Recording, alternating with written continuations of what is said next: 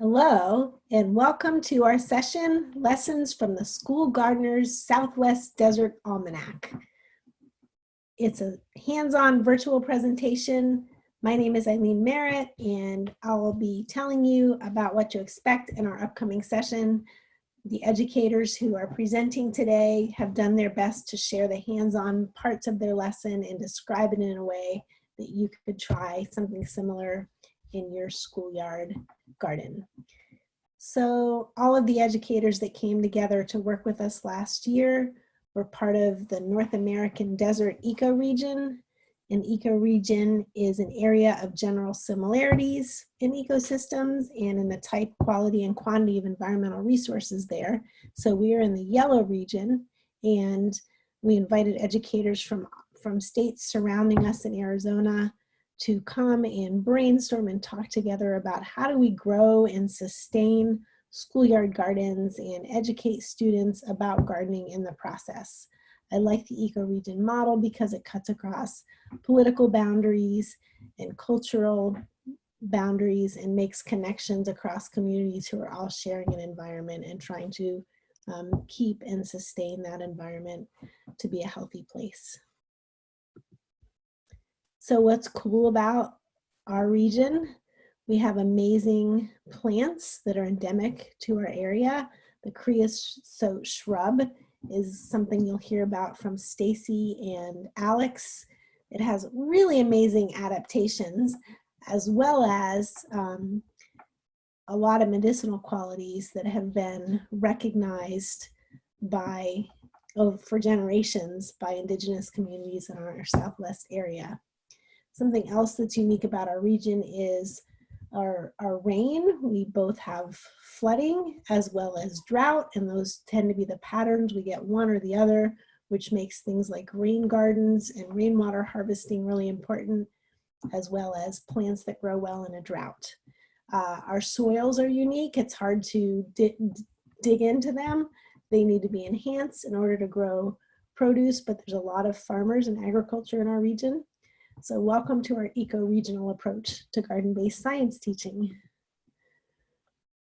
Last February, we invited educators across our region to come together and share their best ideas for garden-based science teaching.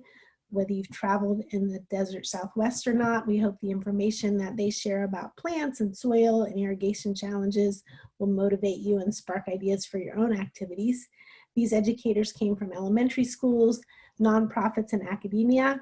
They all are deeply connected to their communities and have a lot of knowledge about the people who live there and the places where they live and how to grow and harvest food there. So what do we mean when we use the words garden-based science teaching? We're hoping that the science teaching is very place-based, not universalist. It can't cut across every place because gardening is so unique in every region. It's culturally responsive, and it values the funds of knowledge that students bring with them and leverages that knowledge and honors both indigenous and Western scientific ways of knowing the natural world, recognizing that some of the indigenous relationships with the ecosystems around them have been sustained for generations, and that knowledge they can bring is a model we can look to how do we sustain the resources in other areas. So it's about lifting up the voices of indigenous people who have much to teach us about caring for the land. Also, garden-based science teaching has children learning and applying new knowledge and skills as they're working together collaboratively in the gardens. So it's a tall order. We asked educators to share ideas that included some of these dimensions, and these teachers you're going to hear from shortly have met the task. So you'll hear from Stacy Evans and Alex Peterson. They've designed a beautiful lesson collaboratively on creosote salve making that teaches a bit about the medicinal properties of the plant creosote. You'll hear from Hazel Wolf, who's a 6th grade science teacher at McNary Elementary on the White Mountain Apache Reservation. She has a lovely lesson on sensory soils that has students, it's kind of an inquiry-oriented lesson where students look at soils and try and make inferences about where did this soil come from. And then finally, Amy Flores and Mark Reynolds, who also work in the Tucson Unified School District, will talk about planning a rain garden with a water budget. It's a really exciting story of a success story of some middle school students who worked with them in designing, and you'll see pictures of progress over time of this lovely rain garden that they developed. So at the end of these lessons, we'll reflect back on, with Molly, Rob, and Sally, who are some of my teammates, on the lessons. We'd like to ask you to visit our website to see some of the lessons described in lesson plans if you need more information. And then also to share questions or reflections or synergistic activities that you're doing in other places using our hashtag SGAlmanac. We'd like to say thanks to the educators who came and shared their great ideas to help us grow our network, as well as our universities, ASU and U of A, the Tucson Unified School District, and Monzo Elementary in particular, that hosted all of our educators from the conference on a same day that school was in session. And finally, NSF for funding our work. And I know you're gonna love these lessons that you hear about in a few minutes. Hi everyone, if I haven't met you yet, my name is Stacey Evans, and I'm the Farm to School Project Specialist, and I'm employed through Food Services at TUSD. So we're going to get started with the creosote, and I'm going to introduce Alex Peterson. He went through the Community and School Gardens class at the U of A last year, and has a close relationship with native plants and creosote. So before we get started, I'll have him explain his relationship to it. Good afternoon, everybody. My name is Alex Peterson. I'm a senior at the U of A studying sustainable plant systems.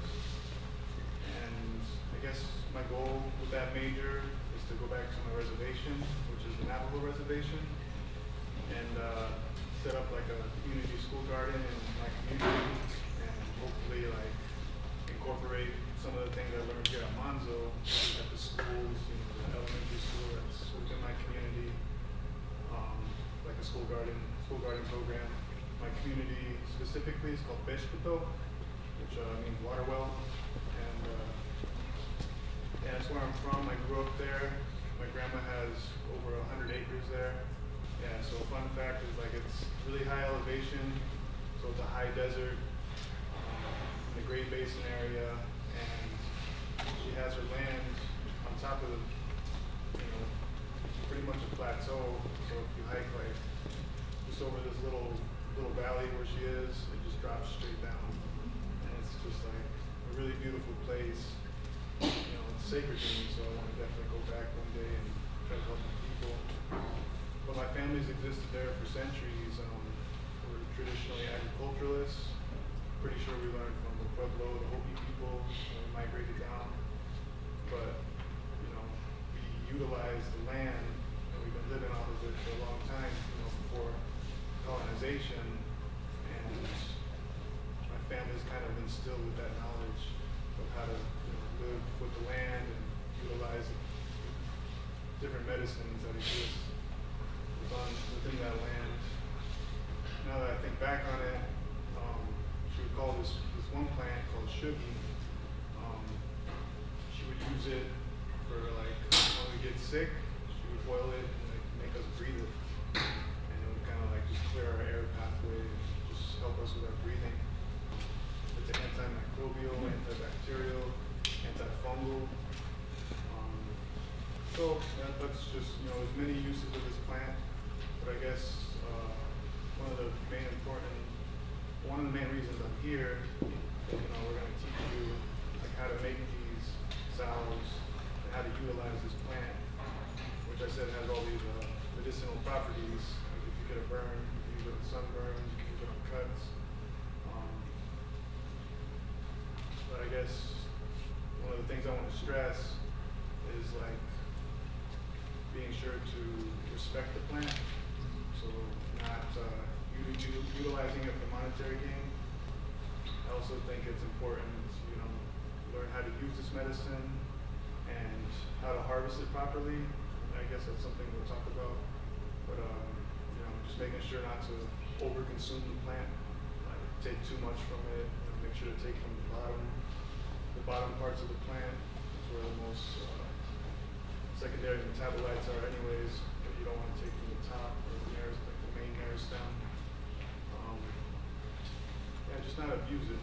Don't abuse this plant. Don't just respect it. I think I read somewhere it's one of the oldest plants, or it's one of the oldest beings on the planet. I think they have a plant that's somewhere in California that's related to creosote, or it's a relative of creosote, but it's like 12,000 years old. So it's definitely been here a long time. So learning how to coincide with it and not abuse it is something very important, and something that I've been taught by my elders. So I guess that's one of the main things I want to stress to you guys is use it for your benefit, but don't abuse it. So with that. Thanks.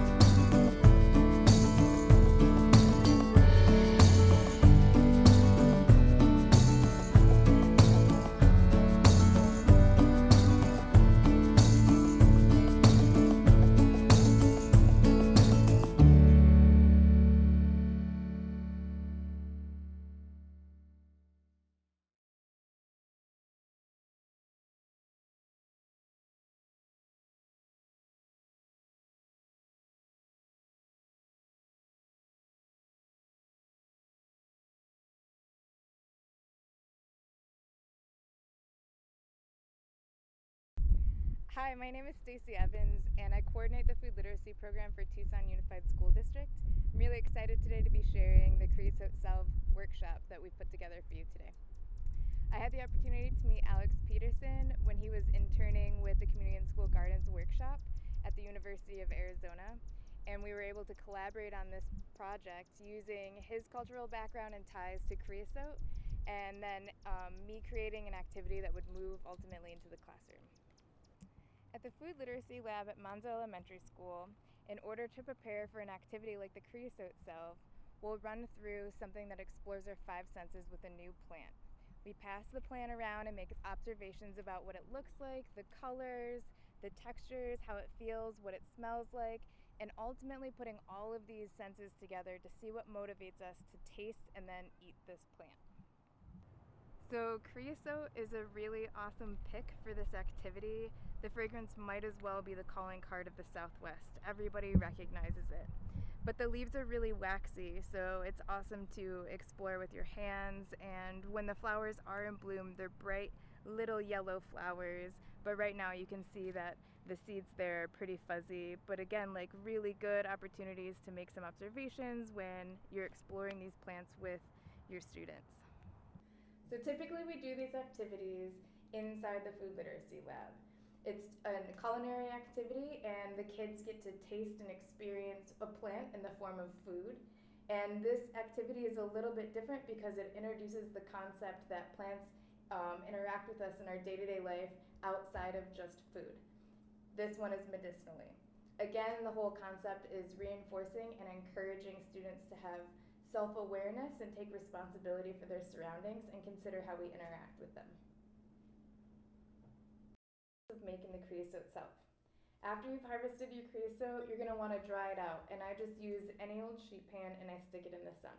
It's really important to get all of the moisture off because once we pack it in the jar and introduce the oil, any sort of leftover moisture can create an opportunity for mold to grow. So you just take your pieces of creosote, and it's okay if any of the stems go in. Just cut them so that they can fit in the jar and easily pack over a cup of creosote tightly into this jar. Once that's complete, you'll use an oil that's really low in fragrance. Something like sunflower oil is really good, and you'll just fill it to the top. This one has been sitting in the sun on the windowsill, And after about 3 weeks, the fragrance is really strong, but you can easily just undo the jar and check it and see how strong you would like it. Once it gets to the fragrance level that you like or prefer, you just strain it out, put it into a double boiler or a crock pot, and then you use a ratio of 1 cup of oil to 3 tablespoons of cosmetic grade beeswax. You melt that down and pour it into your tins, and then that's when you have your finished creosote salve. The creosote salve workshop is easily extendable into the classroom. Obvious ways are growing lavender or rosemary that grow really well in the Southwest, but even outside of the Southwest, researching regionality of plants and how they've been used in traditional medicine, or asking students to go home and talk to their families about things that they've grown or grew up using. Even using the scientific method, making observations or forming a hypothesis about how long the herb it's gonna take for the herb to totally saturate that oil, making observations and smelling it and checking it every day, logging the data, and researching the history of these plants. There are plenty of ways to extend this into the classroom, and the best part is that kids get to leave with a product in their hand that's tangible, that's using plants besides just eating them or growing them, and it's just a whole lot of fun. So I hope you really enjoyed it, and thank you so much.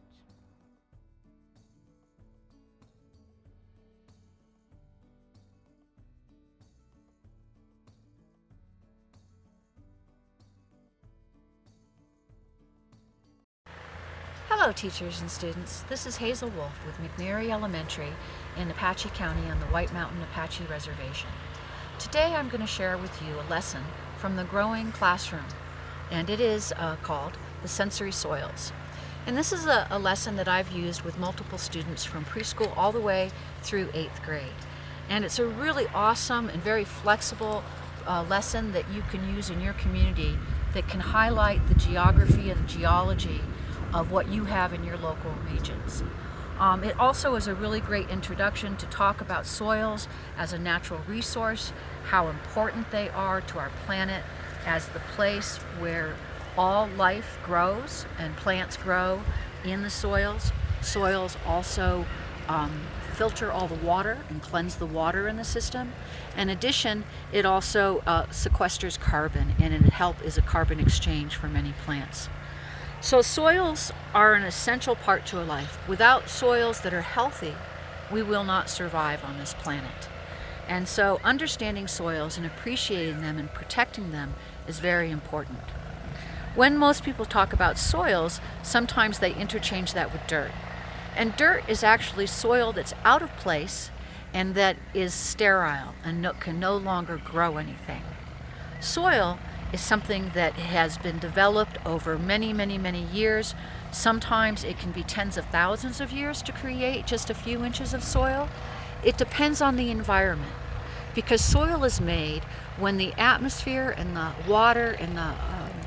water cycle interacts with the geosphere, or the rocks on the surface of the planet. And the interactions of those three things together causes erosion of the rocks into smaller and smaller particles, turning them into sediments and soils. When those soils are solidified over time and compressed, they are turned into sedimentary rocks, and then eventually even to metamorphic rocks if there's enough heat and pressure. And so rocks are continuously recycled on the planet. And the soils are just what is preserving particular ecosystems in each environment. Because soil is made up of the parent rock and then organic material left over from everything that has lived in that environment. The plants, the animals, and it's what they did while they were living and what they do when they die. Most byproducts of animals and plants are decomposed by microorganisms in the soil. And so today, what I suggest you do for your classes is that you get at least 4 different samples. And I try to get things that are recognizable to the children that they might know from their environment. And sometimes I want to give them mysteries that they won't know. But the goal is to give them things that they can recognize and see. They are going to be scientists and detectives. They're going to use the evidence in the soil samples to figure out where it came from. What ecosystem did they come from? So for an example, I try to do things that are very diverse. Here, I have soils that are composted out of a garden that is a raised garden bed. And it's got lots and lots of organic material. This sample is from a forest floor, and I want to include some of the pine needles, the pine cones, any animals too that I can find for them to be examining. This sample is from a stream bed where it was mossy and wet, and so I've included the moss and the plants for them to examine. And then this one here is a sandy, clayey soil that's in a field where nothing was really growing. Part of this conversation with the children is about what kind of soil is best to grow. And there are lots of lessons in the growing classroom that will help you expand this lesson and go both directions, up and down. When I'm working with little children, as we go through and touch and handle each one of the samples, we're talking about our senses. And what can we tell with our senses? What do we see? What color? What shapes? What sizes? What different elements are in the... We're stopping for lightning. Hello teachers. I had to take a quick break there because we got a big rainstorm with hail. And so I had to do a quick dodge and get out of the rain. But I'd like to finish this lesson here with you now. And so we were just talking about how I would do this with the different age groups.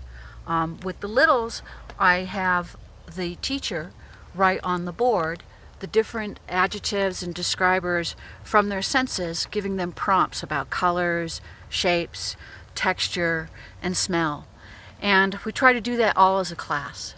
As I go up in grade, I would put them into groups, and then they would have to work together to figure out what things were what. In the younger ones, I will give them the answers to what the different soils come from, and their job is to figure out which one is which. As we get older, I leave more up to them to deduce themselves. And in the 3rd to 5th grades, I have them write out in their science journals their different hypotheses and why, and what evidence they gathered in their analysis using their senses. In the oldest groups, in the middle school kids, we started doing soil testing. And that then we could talk about chemistry, we can talk about what do you need to grow, and that's a way that you can expand that a lot. In addition, there is soil classification systems used by scientists that are used around the world to be the language of soils. And so you as teachers and schools can go look at those resources. You can get the color guides, the size guides, and students could actually write their samples according to the soil classification charts. And those are available online. We have included some of these other resources for expanding this lesson into the School Garden Almanac website, where we have our case studies where we featured this sensory soil lesson there. So if you are looking to find something that is very culturally relevant, that is specific to your area, that engages not only the senses, but scientific skills, analysis, and looking towards science to compare and analyze things for your older children, this is a great lesson. And it's very adaptable, very flexible. And I even have some teachers who have talked about using it in more of the emotional learning, in the support of how does it make you feel when you're at these different soils. And we did some things about beaches and forests, how you smell the ozones and it makes you feel calmer, and how a beach is a place where you go for a vacation, where it's a lot of excitement and fun. So that's another aspect that you can do with the sensory soils, is more of the social emotional learning of how does it make you feel. Well, we are about to get another lightning rain pour here, so we are going to close up today, but I'm happy to answer any questions, and if you have more questions than what we can answer here today, feel free to reach out to me. I'm at McNairy Elementary in Apache County. Thank you. Hi, my name is Mark Reynolds, and I work for Community Transition Programs in TUSD. I work with students with intellectual disabilities who are ages 18 to 22, and I work with them in an employability program. And as a part of that, I get to support the ecology team at Drachman Montessori. Hi, I'm Amy Flores, and I teach gifted and talented education at Drachman. And Mark and I work together on the gardens there. In 2018, we worked with his students in 8th grade class and their teacher, Eric Fluelling, to build a rain garden. There was a lot that went into this project, and we covered everything from mitigating climate change to monitoring the progress of our now installed rain garden. Once the curriculum was set up, we located a problem area on campus.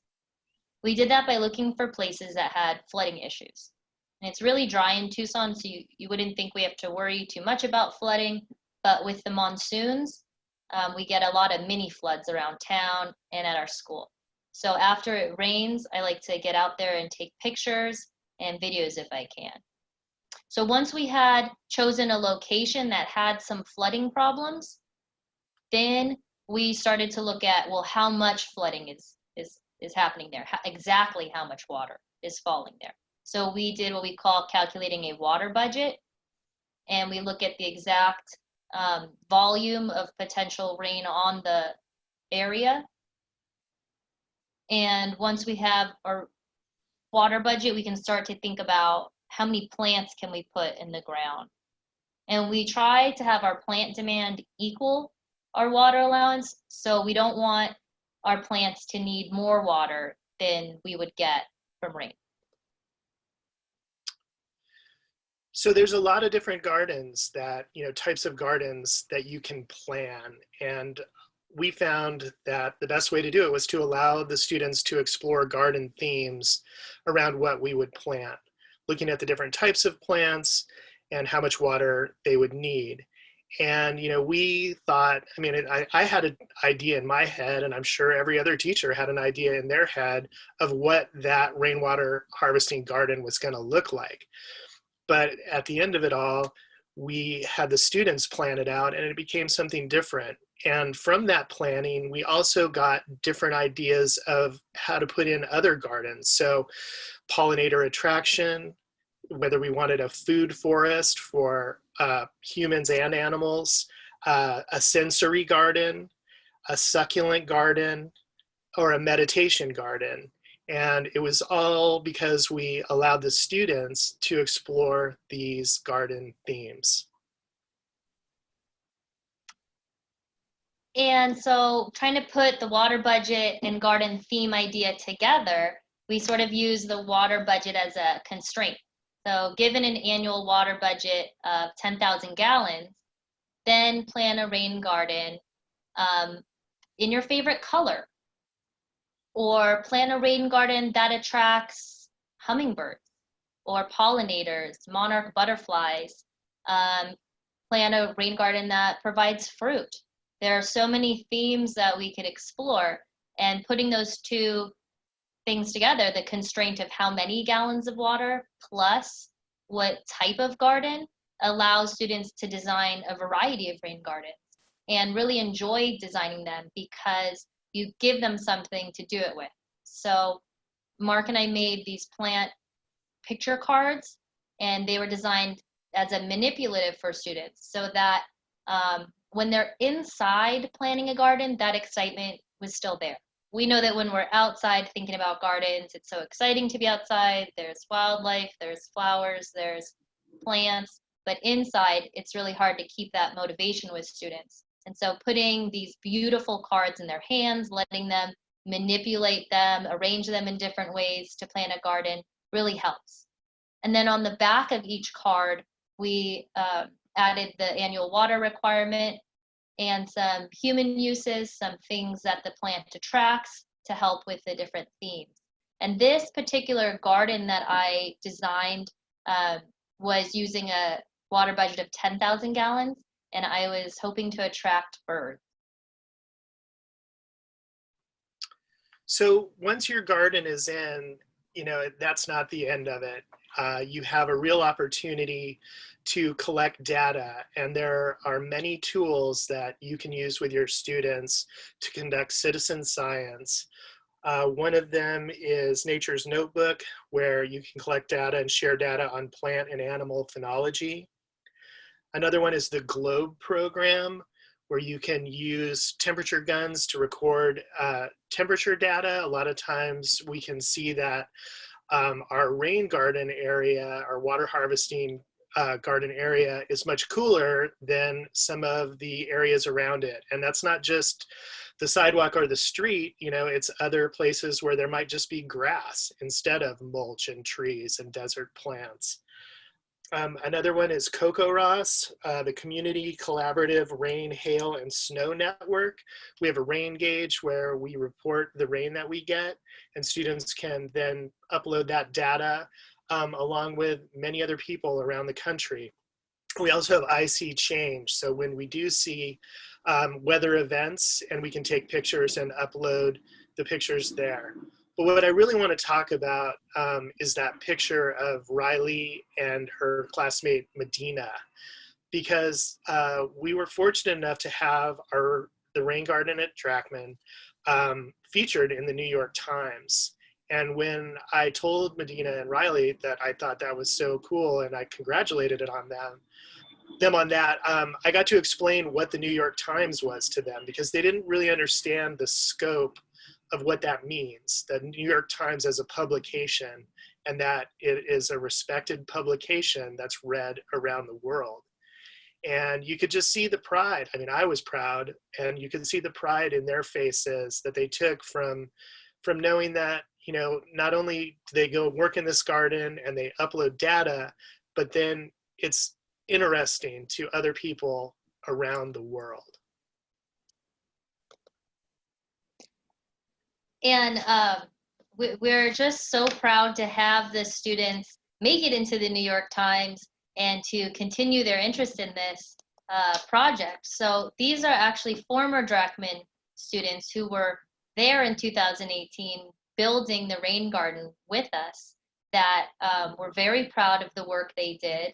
They are in student council with their high school student council members. And so they had shared their project with their high school student council and invited them to come back to Drachman to do a community service event and kind of maintain and work in the rain garden area. And I think that shows how meaningful it is to them, not just us, but and I think this will continue. I think whenever they drive by the garden, I think they'll share their work and their experiences. I don't think that they'll forget about this project. And one really cool thing we wanted to add here, Mark, do you want to talk about this slide? I just wanted to show that this was the end of the last day of the install in 2018, and you can see how much that it's grown. Amy, if you want to go back one slide and show, and it's just something that is really amazing. And we've gotten compliments from the neighbors, we've gotten compliments from the bus drivers. People in the area are so happy that we put this in, because not only is it a great place to teach and a wonderful thing to harvest rain, but it's just pretty. It's a nice place that went from just flat ground, hard packed dirt, to something that's beautiful. And another thing that we can do with it then is mentoring new Recharge the Rain teachers. So when we have new Recharge the Rain teachers, we usually do a tour of gardens that have been installed. And this is one that we go to, and we hope that it inspires them to start where they are with rainwater harvesting. It doesn't have to be to this scale, but it could just be some understory plants, maybe one tree, maybe no trees at all. But start where you are, start rainwater harvesting, and see what you can grow, and then use that garden as a teaching tool for your school. And we just want teachers to have the same experience that we had. Thanks for coming to our session today. Thank you.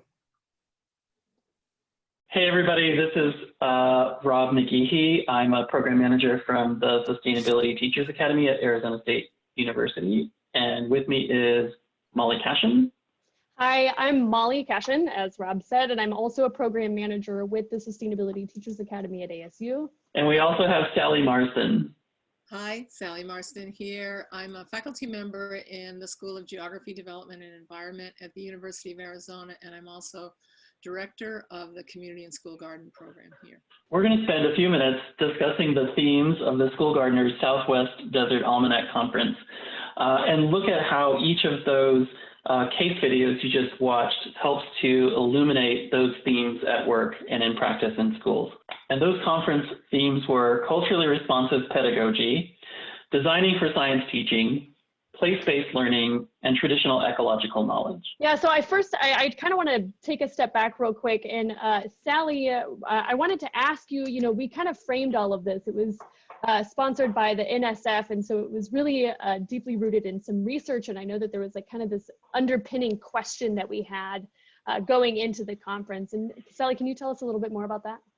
Yeah, our driving question for the proposal and then ultimately for the conference was, how can researchers and educators support garden-based science teaching with rigor across sites, that is the multiple sites where gardens are being planted and teachers are using them, while also effectively responding to the diverse communities and settings and taking into account the problems of practice that are specific to the regional conditions that all of these sites share, being in the desert Southwest. And so you're trying to fully understand, how to develop relationships between schools and their teachers and experts in the local communities, right, to figure out how to use gardens as places for science teaching. What does the research show? How do schools benefit from those kinds of partnerships between researchers and educators? Yeah, I think that the research on school gardens and environmental learning more generally shows that kids who engage with the world around them become more interested in what's going on.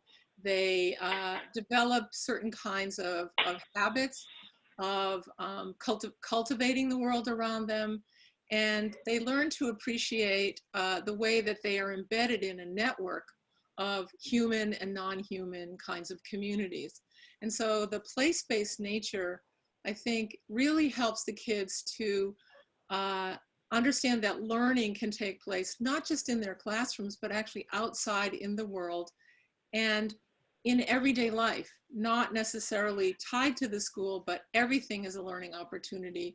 When they walk to school and they notice that the trees are in bloom in the spring, or when they are leaving school and they see the skies are getting cloudy and the monsoon season may be starting, it familiarizes or habituates them to what it is to be in the world and how they can learn to participate in all the things that are going on in the world around them. I think that in the videos that we saw, Hazel demonstrated this really well when she talked about the soils and the way that soils are different from place to place. And when teachers and their students build gardens, they need to take into account, for example, the different fertility of the soils, the amount of alkalinity that's in the soils, those kinds of things. And so students learn about the particularities and how they can grow a healthy garden, for example, by knowing about the world around them, the places in which they live. And I love that lesson too, because when she's doing the sensory soils, you can get those soils from anywhere. And so it can really be not just about like creating a good place for the garden, but kind of like you said, like keying into the different soils that are around the students. And so I think that that's a really good example of how Hazel and that lesson is connecting to place. I think that Mark and Amy also contribute to place-based learning in that way by emphasizing the real value of water in a desert and how important it is for a healthy garden and for a healthy environment for us to understand what a precious resource it is and how to capture that resource and make that resource available to the plants and animals that basically live in the campuses that they come to every day when they go to school. So we've just seen these demos, right? And so I'm curious, why did we decide to put these demos together for this session? So these three demonstrations, I think, provide really helpful insight into why it matters to ground students learning in a place. It makes clear, I think, to students the connection between that place and their families, their neighborhoods, even their connection to the state in general, and possibly even to the country. It also sets them up to recognize that in the places that they live, there are very particular challenges that they are going to inherit as they become older. And these include, just for instance, climate change.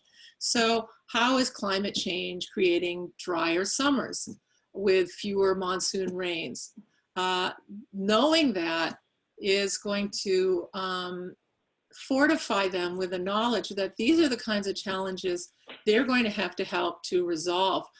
What I'm curious about, Molly, though, and I think you have insight into this, is how do we help teachers to instill this kind of knowledge into their students so that the students have both the kind of knowledge but also the practical skill to undertake these challenges and have meaningful and produce meaningful solutions for them, or at least meaningful understanding at the very least? Yeah, it's a good question, and I'll probably get some of Rob's insights here too, but I think that, you know, having these conference themes is important. And one of the cool things about this conference that we had, the Almanac conference, was that we had both researchers and practitioners and teachers, a lot of, you know, K through 12 teachers, and then also some informal educators. And I think that, you know, diving more deeply into these approaches to learning, kind of implementing more with traditional ecological knowledge, understanding more about culturally responsive pedagogy, I think can really help teachers to connect not only with their students, but to connect more deeply with the subject matter as well. So something that Rob and I have been really invested in our teacher professional development is not teaching just a lesson, right? So we don't want to just show them how to do a lesson. It's really about professional development and developing a better understanding so that the teacher feels confident in the knowledge itself to be able to portray it in a way that is best for their classroom. Because, you know, as we've discussed before, I think teachers really are the experts of their classroom and their students, and they know a lot about what's going on there. So giving them some of the background knowledge and like why these things might be important, and then allowing them to use their expertise to implement it as the way that they see fit. I think that can be really powerful, both for students and for the teachers. I agree that, you know, these tools are powerful ways for introducing students to concepts that are important, you know, for their educational achievement, but also for their abilities to make effective and lasting change in their communities. And I think one of the things that working in the garden allows you to do as a teacher is to demonstrate that learning isn't just the acquisition of new information. You're not just putting new information in your brain. It also has to be partnered with taking action and practicing new skills. And when it comes to garden spaces, you know, everything that you learn is to help facilitate the growth and productivity of your garden. And so that pairs really nicely that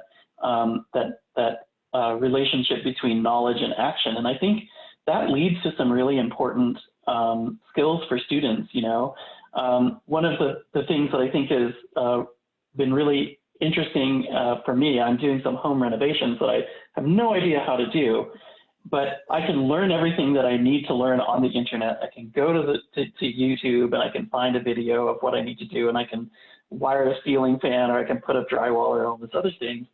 And for young people growing up today, that is just the way they do things now. That is how they do things.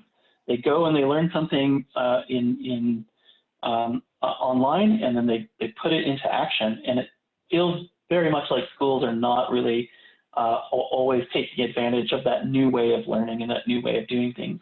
But garden spaces are sort of like the low-tech version of that, where you learn something and you put it into action, and you can do it. You can do it. You can grow your own food. You can calculate yield. You can develop a water budget. You can create healthy soil. Like, those things are very technical and very difficult, but essential to growing food.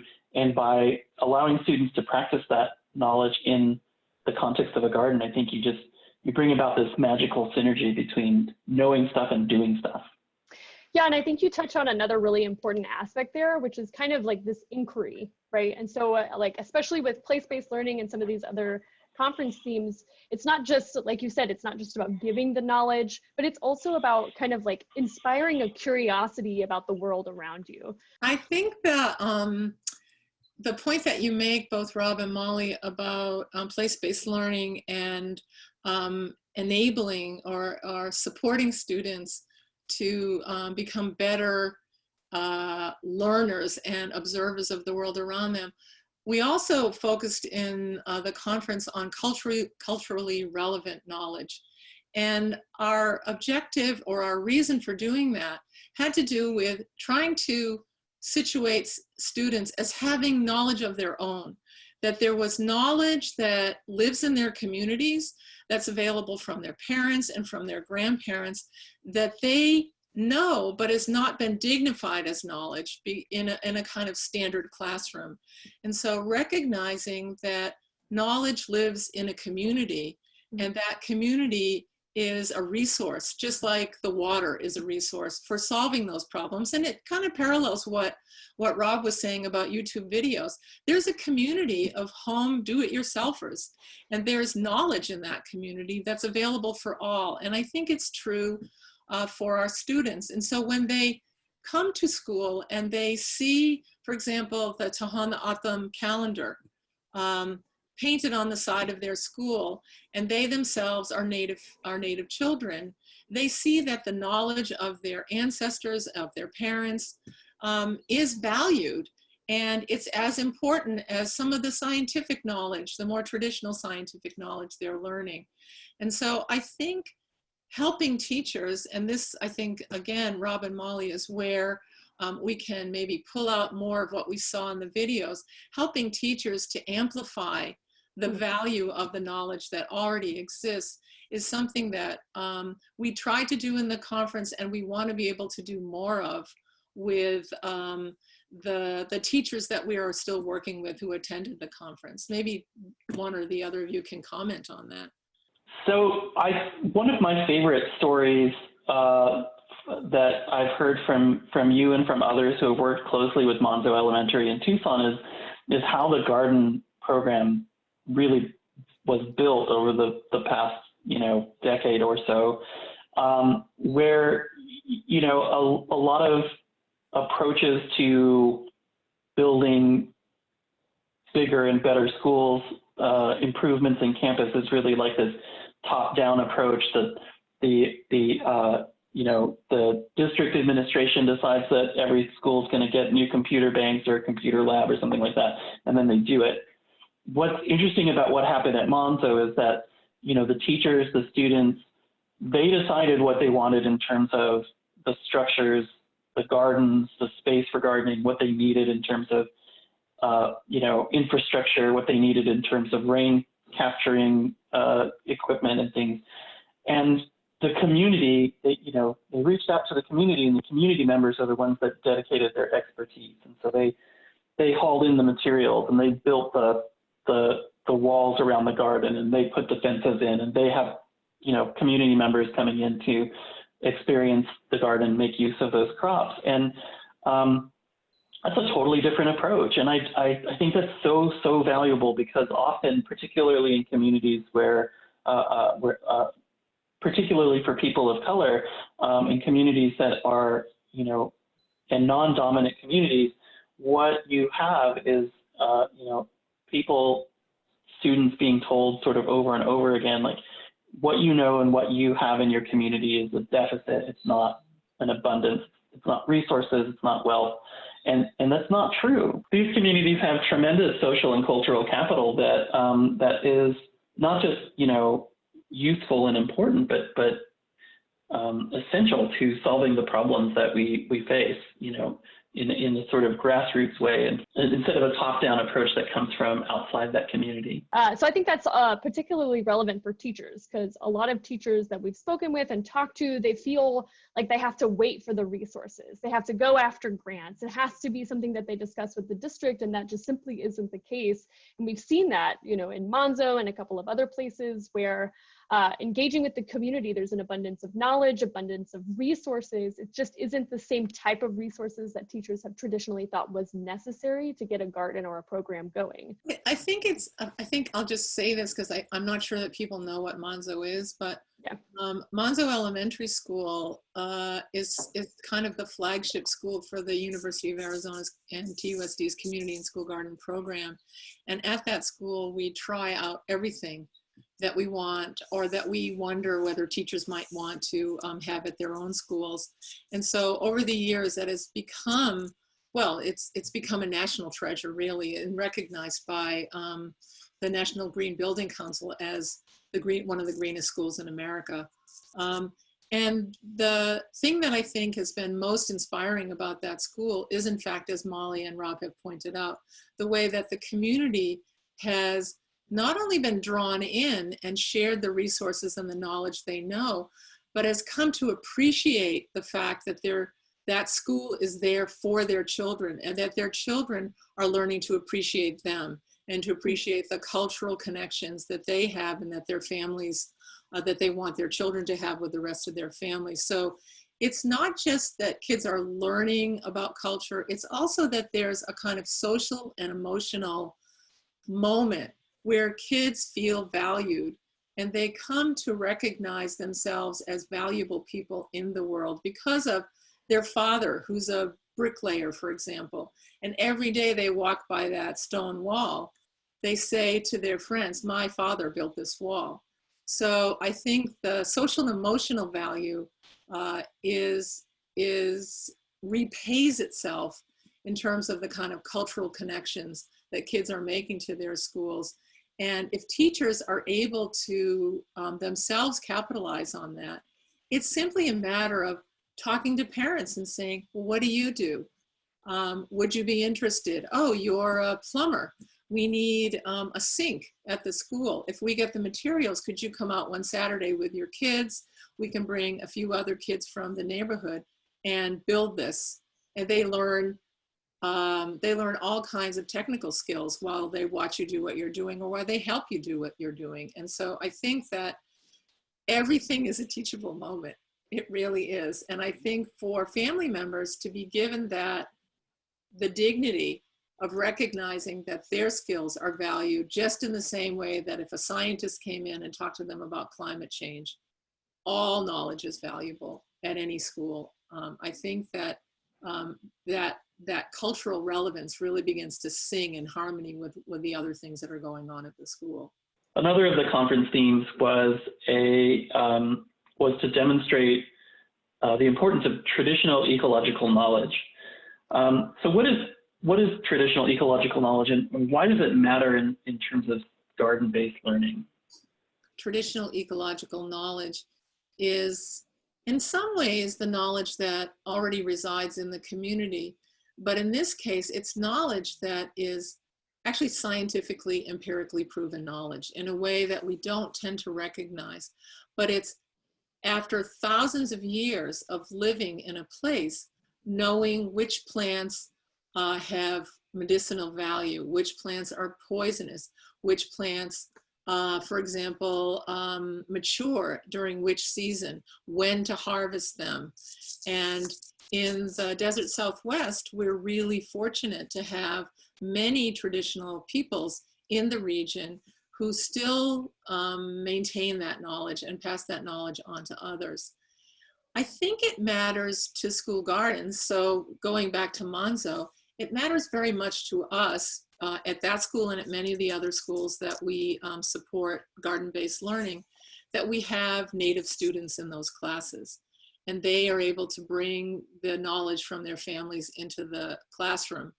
It also matters because it tells us how to plant effectively and what to plant. What plants are desert adapted? for example, plants that can withstand the really difficult conditions, especially that we've had this summer, of very, very hot days without any water. In our gardens, of course, we're doing irrigation, mostly from water harvested, as Mark and Amy described in their video. But that traditional knowledge is a guide for us. It tells us kind of how can we be successful in this place without having to reinvent the wheel. We can look to the way people who've lived there for 4,000 years and have been able to eat and survive quite effectively. How have they done it? What do they know that we don't know? And what science still hasn't figured out? Or how do we combine these two forms of knowledge? And so that they are respectful, they are equally valued, and we can respect the sources of both of them. So this is not about saying this is all we're going to do is traditional ecological knowledge, but rather traditional ecological knowledge has a really important role to play in garden-based teaching. And so I think that's why it matters just as much as conventional or Western methods of science also have a place and a role to play. Yeah, and that's one of the reasons I love the creosote salve demo as well, is because I have never seen like making salve out of a plant as part of a lesson. And I'm sure that that takes place in other places, but the fact that that's something that people can do with their students that connects them to this longstanding and rich history of the place, I think is really important for students to see, especially students that, you know, grew up in this area. So a lot of what we talked about is a little bit about student learning and a lot of practitioners and what teachers can do. And so I'm curious, what are the opportunities and challenges for researchers as they seek to position themselves as substantive supporters of garden-based learning? That's a really important question, Molly. And I think we have been coming to grips with this over probably the last 20 years. But I think there's still a lot to learn. A lot of what we've learned is about healthy eating, very important stuff about the value of getting outside to mental health. But we need to understand some of the other impacts, I think, that garden-based learning can produce. And I think one of them suggests, well, for me, probably the most important thing is how do we better prepare educators to really engage with the opportunities that garden-based learning provides. So it's a research question that focuses on delivery.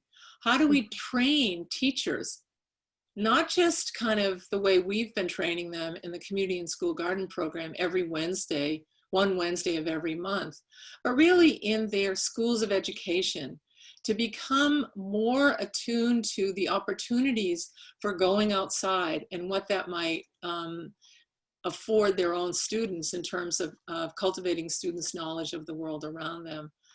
So I think our biggest challenge as researchers, in addition to many other ways that researchers are thinking about the best ways to learn in place, is how do we deliver the kinds of thematic educational packages that we've already talked about, culturally relevant, place-based teaching, traditional ecological knowledge.